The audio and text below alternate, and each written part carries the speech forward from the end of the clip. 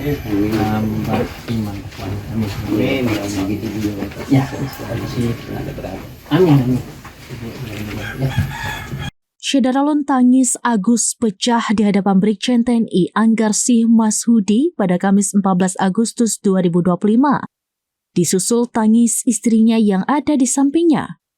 Pasangan suami istri itu menangis bahagia sesaat menerima bantuan rumah layak huni yang dibangun Kodim 0109 Aceh Singkil di Desa Siompin, Kecamatan Suro Makmur. Rumah tersebut diserahkan secara resmi Waaslo Kasat Bidang Bekpalkes Brigjen TNI Anggarsih. Penyerahan rumah dilakukan dengan menyerahkan kunci rumah kepada Agus. Setelah sebelumnya pemotongan gunting pita serta prosesi pesijuk. Waaslo Kasat Bidang Bekpalkes itu datang ke Aceh Singkil untuk melakukan pengawasan dan evaluasi TMMD ke-125 Kodim 0109 Aceh Singkil di Kecamatan Suro Makmur. Pembangunan rumah layak huni tersebut merupakan program tambahan TMMD Kodim 0109 Aceh Singkil di Kecamatan Suro Makmur.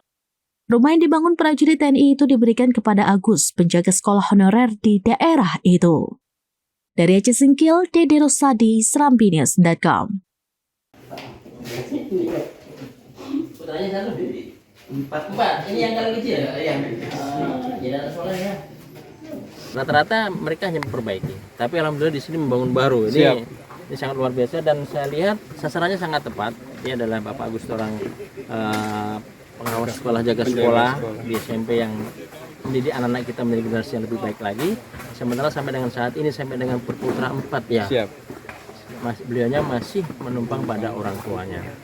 Dengan sasaran yang sangat tepat itu akan sangat memberikan manfaat pada mereka, pada beliaunya Pak Agus dan keluarga.